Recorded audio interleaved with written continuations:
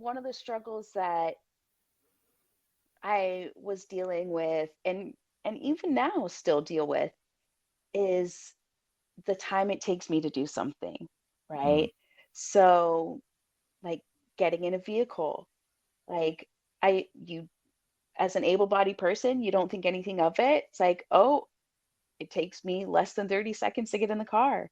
It quite literally takes me anywhere from 10 to 15 minutes, So I go out to my car, I transfer over, I have to break down my wheelchair. And what I mean by breaking down my wheelchair is simply dismantling it and yeah. then putting it in my car.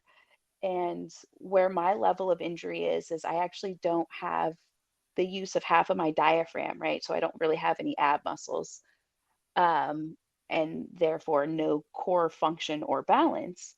Mm, Um, and so, I'm pretty petite person. I'm using my little tiny chicken arms. I'm pulling up this chunky, oversized wheelchair up and over my body. And, I would just sob the yeah. entire time. I Yeah. would sob. I would be so mad and frustrated and annoyed with myself and annoyed with the situation.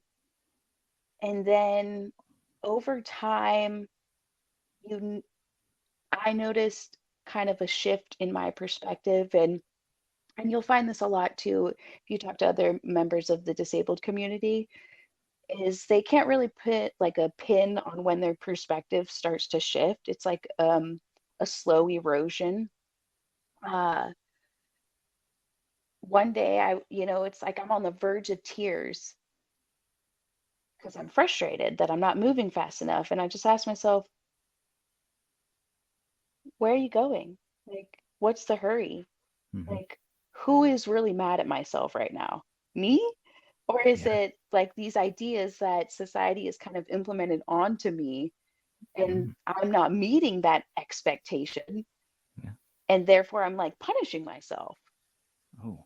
And you just get on like this hamster wheel of thoughts like, oh, you're useless. Look at you. You can't even get your chair in the car. You're taking forever. People are going to leave you. Like, I have abandonment issues. So I Mm, always thought that if I wasn't going to like show up on time, they were just going to leave, mm, or I didn't want to delay people. I didn't want people to feel like I was wasting their time or burdening them. So I'd put like a lot of internal pressure on myself to just show up mm, as ultimately somebody like I wasn't. It's yeah. like, oh, I was just having a breakdown in the car because I was afraid that you guys were going to leave or afraid that I was going to be a burden. And I noticed that if I don't share those feelings with the person I'm meeting up with, then I'm still kind of stuck in my head. And I feel like that kind of takes away from the interaction that I'm having with them. And then they're looking at me like, well, what's wrong with them? Like, why are they feeling this way? Hmm. It's like, well, I just had like a really frustrating moment. Um, and it's hard to surrender to that. It's hard to be like, yeah, I struggled to get in the car. Like, I never in a million years thought as a 33-year-old young woman that that would ever be part of my vocabulary, Right. you know?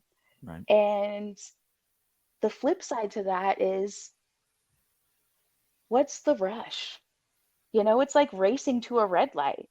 Yeah. Like, what's the point? You're gonna go up there and you're gonna stop. The people that care for you are gonna make space for you. They're gonna hold that space for you. They're not gonna judge you. They're not gonna give you a hard time. They're gonna be supportive. They're gonna be understanding.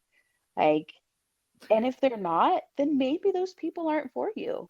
Or You know what? maybe they're going through something and they can't acknowledge it because what you're going through is maybe a little too heavy for them to carry. And that's fine too. I Yep. had really quick, I was part of this. I'm a part of a lot of spinal cord injury support groups because ultimately, at the end of the day, the only people that can really understand, truly understand where I'm coming from are other people that have had similar circumstances, right? Absolutely. Absolutely. Um, Gunshot, car accidents, just that trauma of becoming paralyzed. And I remember sharing in this group, and one of the ladies, she came up to me afterwards and she goes, You know, one thing that's really cool about being in a wheelchair is it deters the people that are not meant for you, right? Like the people Yep. that are not meant for you are not going to approach you. They're not going, they're going to be kind of standoffish or Yep. it's like a filter. I think that was what she said. Well, being in a wheelchair is a great filter for people. The Yeah. ones that are going to stick around, are really the ones that are meant for you. Yeah. Yeah, that's And like just it that reminds support, it you know. reminds me of it reminds me of a quote that my wonderful co-host says. The people that mind don't matter, and the people that matter don't mind. Yes, And and exactly. and and, Exactly. and, and that's what it is, man. That's what it Mhm. is.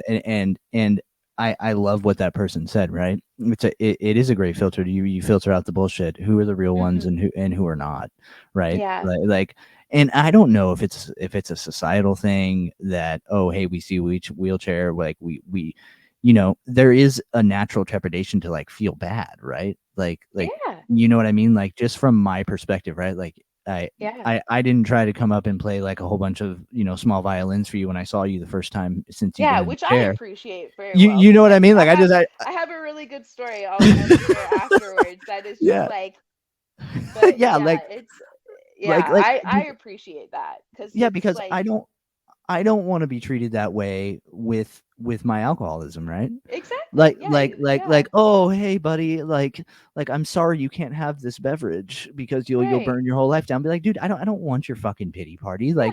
Like, Yeah. thank you. I know you mean it out of like well being, but it's Mhm. unnecessary, right? Yeah. Like And I that's not who you are. no, Like it's not a Cameron is determination. not alcohol, right? You know Exactly, what I exactly. mean? Like I am not my wheelchair. No, Like you're not. I am just so I had this opportunity to talk to a police officer once and he was very amazing and I had texted him and to thank him for just having an open ear for me, right? Hmm. And I said, "Hey, it's Rachel, the girl in the wheelchair."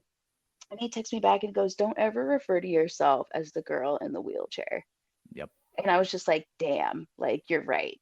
Like because I'm not. Like there's so much more to me than my chair, right? And Hell yeah. everybody has trauma. Everybody carries something. Mine is just on display.